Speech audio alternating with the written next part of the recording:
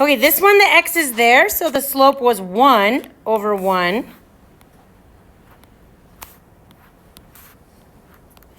And then on 10, it was the y-intercept that was missing, so you can imagine it like a plus 0. And then up 3 over 4, like that. Okay, walking around, most of you got that. Now, number 11 is different than all the other problems. Ammon just said it. Say it again, Ammon.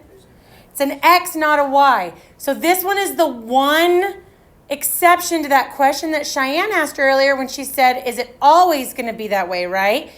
Well, it is unless there's no y in the equation at all. It's an x. So if there's no y and it's only an x, does anyone remember or have a guess about what type of a line it's going to look like? Anybody? Yeah.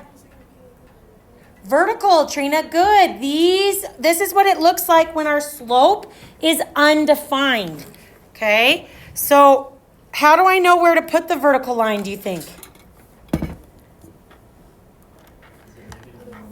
Yeah, good job. So the only time the y-intercept isn't my starting point is when it's a vertical line because the slope is undefined.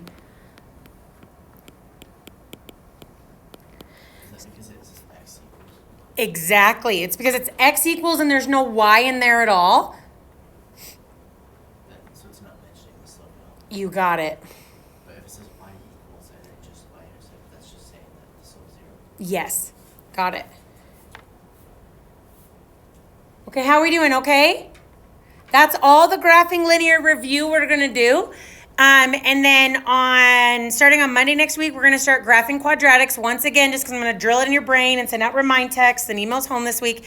Your only homework this week is to get a graphing calculator. If you want me to check your calculator if it's graphing, I'm happy to at the end of class, okay?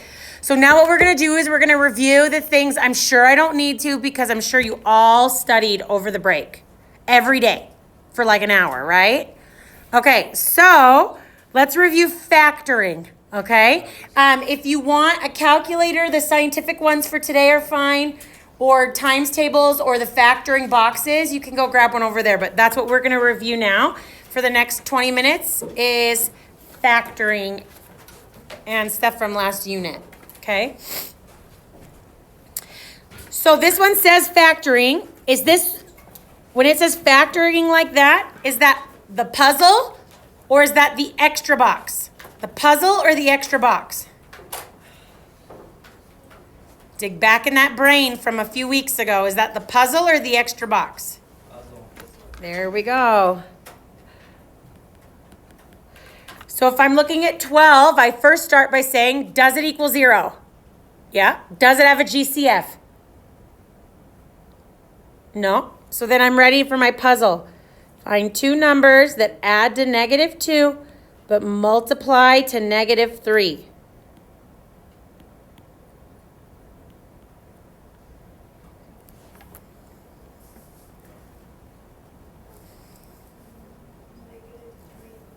Good.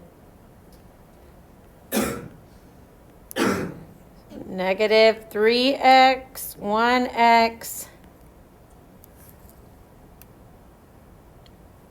Let me know if I'm going too fast. X, -3, x, 1. Right, I take my GCF out of each row and column. And then the outside is my factors. Now, my question is, am I done? Or do I need to find what x equals? There's one word that determines if I'm done versus if I need to find what x equals. Good, Cheyenne, solve. Is the word solve in the instructions? No, which means I'm done. My equation is my answer. Okay? So I only find x equals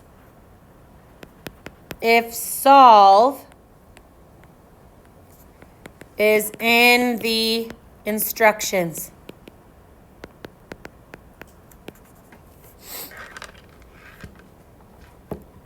Okay, I can stop once I get the right form if the word solve is not in the instructions.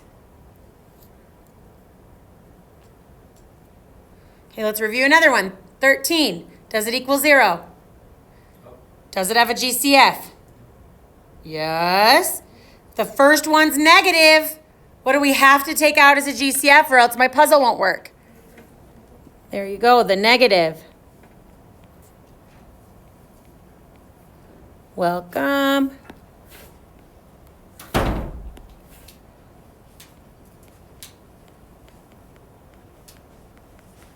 Max, come grab a blue paper right over there. So if the first one's negative, you have to take it out as a GCF for your puzzle to work.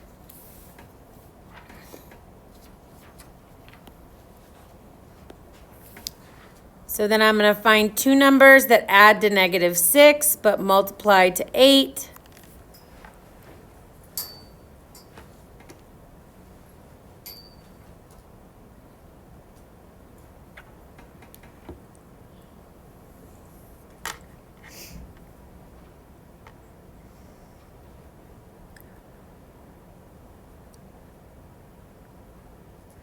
Anyone think they got it?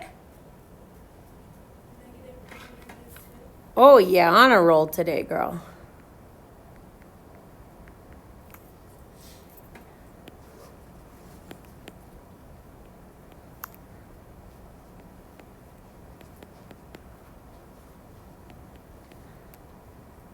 Take out my GCFs. So R minus 4 times R minus 2. Is that my answer?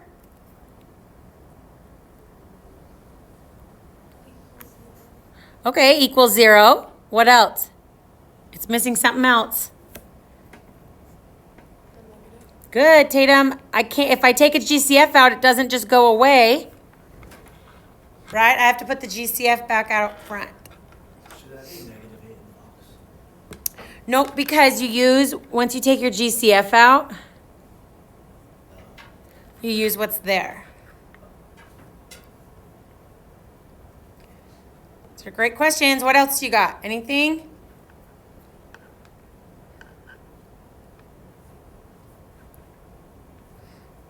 All right, 14. Just pretend that it has that. Okay, does it equal 0? Yeah, now it does. Is there a GCF? There is? Good, N.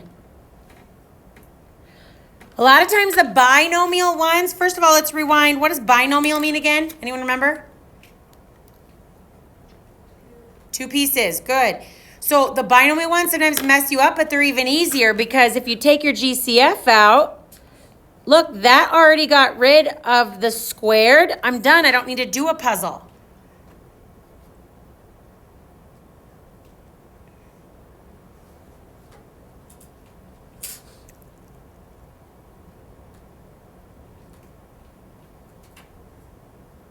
Questions? It's all coming back, right? You love it so much. Okay, number 15. Does one side equal 0? So then I gotta move the 216 over. Now be careful, it doesn't combine with either of the ones already there because it doesn't have a B in it. So it just goes on the end and becomes our third term.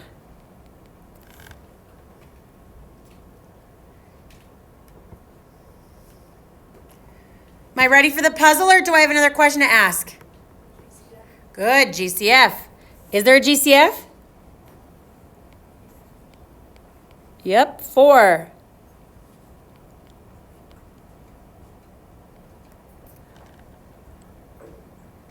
Hi. You what? Me? What is it? Okay. Ooh. Really? Okay, cool. Yeah? I will try it. Thank Thank you, Jen. That was nice. Did you have fun in Hawaii? Yeah, it was great. Good. I wish I went to Hawaii over the break. Actually, no, I don't. I would have had to bring my 2-year-old with me. It would have been more fun to go alone. Thank you. I was too lazy to do 216/4. Anyone do it for me? Ah, very good. You guys think you can finish it out? I think you can finish it out. I'm going to walk around, but I think